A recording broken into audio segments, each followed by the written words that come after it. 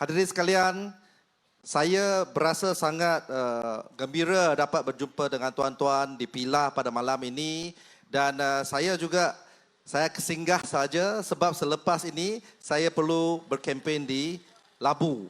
So dari sini ke Labu jauh juga. So saya terpaksa singgah sekejap saja. Tetapi saya masih nak jumpa dengan kawan-kawan di Pilah. Sebab apa? Sebab saya nak sampaikan mesej yang sangat-sangat penting. 12 hari bulan Ogos ini, tuan-tuan, puan-puan akan membuat satu keputusan yang sangat-sangat penting. Kenapa keputusan itu penting? Sebab keputusan tuan-tuan, puan-puan akan memberi kesan kepada kehidupan tuan-tuan, puan-puan, anak-anak kamu dan kita semua dalam tempoh 5 tahun akan datang. Hadirin sekalian, ada orang rasa PRN ini tak penting sebab negeri saja. Ya, memang negeri saja. PRN ini dia takkan memberi kesan kepada kerajaan pusat. Tetapi kita faham, kita tahu siapa di sebelah sana. Kalau kita di negara demokratik, kita di negara yang maju macam biasa, tak apa. Keputusan PRN tidak akan memberi apa-apa kesan kepada kemajuan negara kita. Tetapi kita tahu, kalau katakan kerajaan perpaduan ini tidak dapat keputusan yang baik dalam PRN kali ini, mereka akan mainkan macam-macam isu sampai nak tumbangkan kerajaan. Dulu mereka ada rekod, mereka pernah buat macam itu. Itu sebabnya saya nak datang, saya nak kongsikan sedikit maklumat dengan tuan-tuan dan puan-puan pada hari ini. Apa maklumat yang saya nak sampaikan? Yang pertama, pada pilihan raya negeri pada kali ini, saya menyeru kepada tuan-tuan dan puan-puan, kita pilih satu kerajaan yang boleh menyatu padukan semua rakyat Malaysia. Boleh ke tidak? Hadirin sekalian, ini adalah satu perkara yang sangat penting. Sebab apa? Dari dulu sampai sekarang, saya tak pernah melihat keadaan yang begitu parah dalam politik negara kita. Sebab apa? Sebab ada satu gabungan politik yang terang-terang mainkan isu perkauman, yang terang-terang mainkan api-apikan sentimen agama, yang terang-terang nak memecah belahkan rakyat. Hadirin sekalian, kita berpolitik, ya memang pendirian berbeza. Tapi berpolitik itu ada batasnya. Berpolitik itu ada hadnya. Jangan kita berpolitik sampai semata-mata nak menangkan diri sendiri, tetapi tidak hiraukan kepentingan rakyat dan kepentingan negara. Ini sangat-sangat penting. Sebab selepas pilihan raya, hadirin sekalian, pilihan raya 12 hari saja, 14 hari saja, 2 minggu saja. Selepas 2 minggu itu, selepas 2 minggu berkempen, kita kena hidup bersama dengan semua rakyat. Kita kena hidup bersama dengan semua orang. Dan kita tahu negara ini adalah negara majmuk. Negara ini adalah negara berbilang kaum. Bukan hari ini tiba-tiba, ramai orang Cina datang ke sini. Bukan hari ini tiba-tiba ramai orang India datang ke sini. Tiba-tiba ramai Melayu dekat sini. Tak. Dari dulu sampai sekarang, kita ini adalah masyarakat majmuk. Betul ke tidak? Dan selama ini hadirin sekalian, kita ni hidup dalam keadaan yang aman dan damai. Kita ni hidup dalam keharmonian. Itu adalah ciri-ciri Malaysia. Dan itu adalah sesuatu yang menjadi tarikan kepada negara lain. Sebab negara ini adalah negara yang berbilang kaum, yang boleh hidup bersama secara aman dan damai.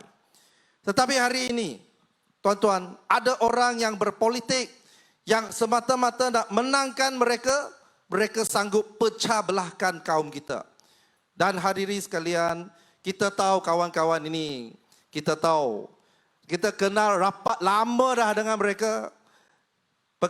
Pakatan Harapan, PKR, DAP, lama berkawan dengan PAS. Lagi lama daripada berkawan dengan Barisan Nasional. Dulu kita satu pentas, bukan main akrabnya. Dulu kita ialah minta maaf lah. Cik Makno minta maaf. Dulu kita satu pentas kita bantai UMNO. Bukan saja dalam ceramah saja. Kita berpantun. 5 perut buah petai, buta perut tarak akai. Lepas tu nyanyi lagi. Nyanyi lagu UMNO. Bersatu kita bersatu. Dengan setia kita mengampu. Itu dulu. Saya minta maaflah pada kawan-kawan Barisan Nasional. Tetapi sekarang kita sudah berkawan dengan Barisan Nasional, kita tukar balik. Bersatu kita bersatu, dengan setia berganding bahu. Betul? Kita sudah berganding bahu. Hadirin sekalian, kenapa saya nak bangkitkan isu ini? Saya nak bagi tahu kawan-kawan di sebelah sana, kita berpolitik memang pada masa ke masa kita berpendirian berbeza. Tetapi kita jangan jadi hipokrit. Kita kena konsisten. Jangan dulu apabila you bersama dengan geng ini, you kata semua apa yang geng ini buat ini betul. Apa yang ini buat betul ke salah, you akan pertahankan. Tetapi pendirian lepas tu you tidak berkawan, you jadi lain pula. Dulu saya cakap apa pun saya dapat pahala. Pahala yang dia bagilah. Sekarang apa yang saya cakap, dia akan hantar ke neraka. Sebab dia pegang kunci neraka. Dan hadirin sekalian, ialah kalau you bergurau tak apa. Tapi dia betul-betul, dia serius. Dalam banner dia pun, bersama kita ke syurga. Macam syurga itu milik dia. Saya tak kisah apa yang dia nak cakap, tetapi saya sangat-sangat risau hadirin sekalian, sekiranya negeri kita ditadbir oleh geng-geng macam ini. Orang-orang yang ekstremis macam ini, kita akan ada masalah. Sebab selama ini kita hidup dalam keadaan yang aman dan damai. Tiba-tiba mereka hanya nak undi, mereka nak pecah belahkan kita. Ini adalah masalah besar. Dan hadirin sekalian, saya harap, saya menyeru kepada tuan-tuan, jangan kita terberdaya dengan naratif-naratif ini. Jangan kita terberdaya dengan propaganda-propaganda ini. Propaganda yang jahat. Hari-hari dia kata, Melayu hilang kuasa. Saya pun tak tahu Melayu mana yang hilang kuasa. Selain daripada PN, saya tak tahu Melayu mana yang hilang kuasa. Perdana Menteri Melayu, Timbalan Perdana Menteri Melayu, Ketua Hakim Negara Melayu, AG Melayu, Peguam Negara Melayu, Ketua Polis Negara Melayu, Panglima Melayu. Saya tak tahu siapa Melayu mana yang hilang kuasa. Yang hilang kuasa Melayu Perikatan Nasional. Betul tidak? Itu saja. Tetapi oleh kerana mereka hilang kuasa, mereka nak tumbangkan juga satu kerajaan yang dipilih oleh rakyat. Dengan cara memecah belahkan kaum. Ini adalah sesuatu yang sangat tidak bertanggungjawab, tuan-tuan. So, saya harap kita jangan terberdaya. Dia hari-hari kata, Melayu. Okey, saya kata boleh. Melayu tu ada beberapa perkara penting. Yang termaktub dalam perlembagaan. Hak keistimewaan, kedudukan keistimewaan Melayu. Ya, bahasa rasmi, bahasa Melayu. Agama persekutuan, agama Islam. Institusi Raja-Raja Melayu. Itu semua kita terima. Sebab itu termaktub dalam perlembagaan. Tetapi mereka yang asyik kata mereka ni Melayu. Tiba-tiba langgar institusi Raja-Raja Melayu. Tahu tak tuan-tuan dan puan-puan? Sudah ada 2 istana Raja Melayu membuat laporan polis terhadap mereka. Yang pertama, Istana Selangor. Telah pun membuat laporan polis kerana ada seorang menteri besar, mantan menteri besar, telah mengeluarkan sesuatu yang tidak beradab. Dan itu sebabnya Istana Selangor membuat laporan polis.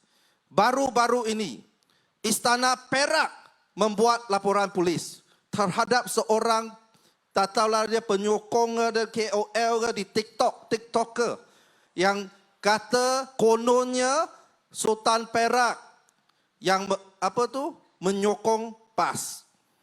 Istana Negeri Perak sudah pun membuat laporan polis kerana orang itu membuat kenyataan palsu.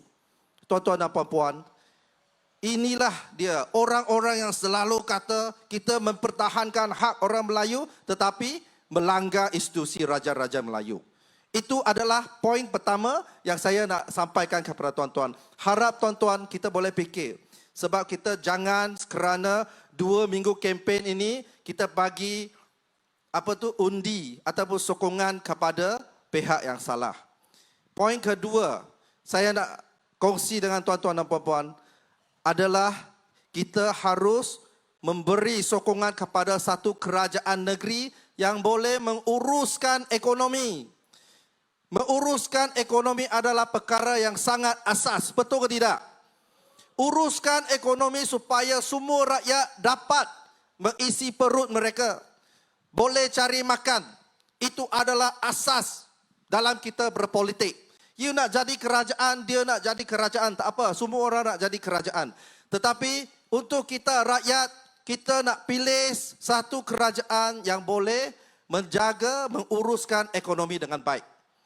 Dan itu sebabnya hadirin sekalian, saya merayu kepada tuan-tuan dan puan-puan, kali ini jadikan isu ekonomi itu sebagai isu pokok.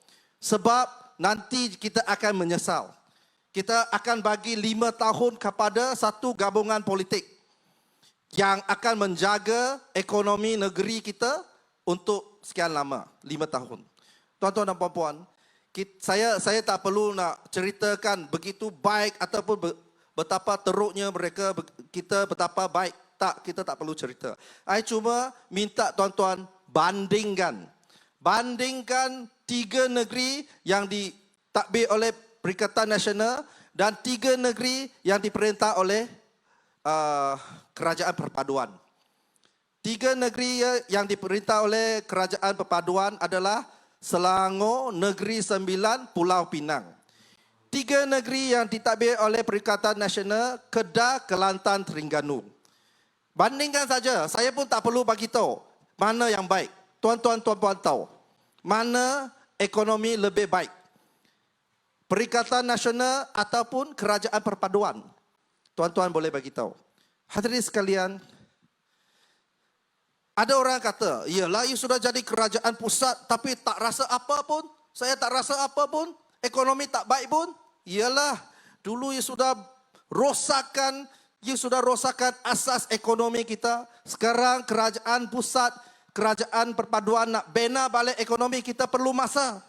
Hadirin sekalian, kalau kata Datuk Seri kerajaan perpaduan di bawah pimpinan Datuk Seri Anwar Ibrahim, kalau kata kerajaan ini tak erti menjaga ekonomi, kita cuba tengok berapa syarikat besar yang masuk nak melabur di Malaysia. Amazon, Elon Musk, itu Starlink, itu Tesla, itu Geely dan banyak lagi dari Turki, UAE dan lain-lain. Banyak brand-brand besar nak melabur di negeri kita, di negara kita. Sebab mereka ada keyakinan pada kerajaan baru ini. Dan hadirin sekalian, ini menunjukkan kita ada peluang yang sangat-sangat cerah. Tetapi kita perlu satu keadaan politik yang stabil. Kita mengalu-alukan ketibaan YB Nik Nazmi. Dia naik Presiden Keadilan juga. Yang juga Menteri Sumber Asli, Alam Sekitar dan Perubahan Iklim. Panjangnya kementeriannya. Okey, hadirin sekalian, tanpa Nik Nazmi sudah sampai, saya boleh tutup dah. Cuma saya nak bagi tahu hadirin sekalian, kalau kita nak memperkukuhkan ekonomi kita, kalau kita nak memastikan ekonomi kita baik, kita perlu ada satu keadaan politik yang stabil. Kestabilan politik itu adalah penting untuk pelabur-pelabur masuk, untuk keyakinan pelabur-pelabur. Hadirin sekalian, itu sebabnya saya minta kali ini berilah sokongan yang padu kepada Kerajaan Perpaduan, iaitu ini Barisan Nasional dan PH. Sebab Sebab kalau kerajaan negeri sembilan boleh sehaluan dengan kerajaan pusat, maka dia akan lebih senang dalam untuk kita mentadbir. Lebih senang dalam pentadbiran kita. Dan lebih senang untuk kita menguruskan projek-projek ekonomi. Hadirin sekalian, saya nak minta, jangan jadi macam dulu lagi. Dulu sebab ada 1-2 keputusan PRK yang tidak memihak kepada kerajaan pada masa itu, Pakatan Harapan, dan ada orang nak tumbangkan, bukan ada orang nak, memang sudah tumbangkan kerajaan yang dipilih oleh rakyat. Kita tak nak macam itu, dah cukup dah. Kita bersengsara dalam 3 tahun yang lepas. Sebab ekonomi dan juga kestabilan politik tak ada. Politik tak stabil, ekonomi pun teruk, ada lagi COVID. Kita tak nak balik macam dululah, tuan-tuan dan puan. Kali ini saya minta kita berikan sokongan padu kepada Barisan Nasional Pakatan Harapan. Sebab ini adalah satu gabungan politik yang boleh menguruskan ekonomi dengan baik, yang tidak memecah belahkan rakyat.